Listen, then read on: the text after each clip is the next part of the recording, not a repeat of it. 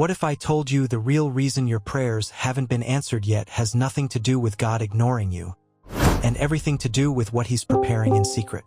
You've been fasting, crying, laying awake at night begging heaven for a breakthrough, but it still feels like silence. Why? One reason could be because your character can't carry what you're asking for yet. God is more invested in who you're becoming than what you're receiving, and if He gave you that thing now, it might crush you instead of bless you. James 1 verse 4 says, "Let perseverance finish its work so that you may be mature and complete, not lacking anything." You're praying for elevation, but elevation without preparation is a setup for spiritual collapse. Another hidden reason God hasn't answered is because your motive is contaminated.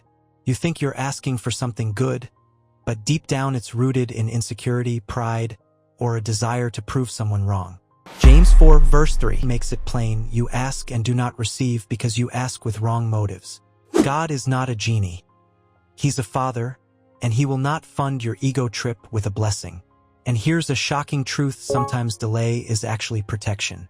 What if that relationship you begged Him to restore was actually a distraction sent to derail your destiny? Proverbs 16 verse 25 warns, "There is a way that seems right to a man, but its end is destruction." You thought it was rejection, but it was divine interception.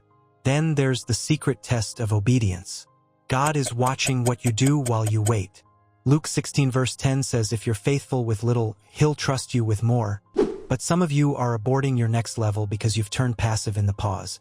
You stopped serving, stopped sowing, stopped believing, and now your delay is stretching longer because your faith dried up in the waiting room. And let's be honest, there's also the unspoken issue of sin. Not the obvious kind, but the hidden compromises, the quiet rebellion.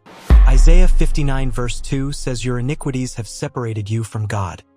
Your sins have hidden His face from you." You can't live like hell on Saturday and demand heaven's favor on Sunday. That's not warfare, that's disobedience. God won't bless what you're pretending to surrender.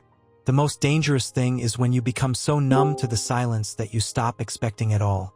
When you think delay means denial. But Romans 8 verse 28 still stands. All things are working together, even the silence. So here's the real question. Will you still trust Him even when the answer is not yet? Because sometimes God delays the answer to build the relationship.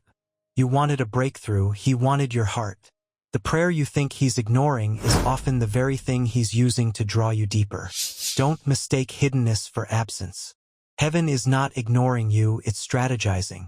Keep knocking, keep repenting, keep aligning, because when the appointed time comes, and it will come, it won't just be an answer to prayer.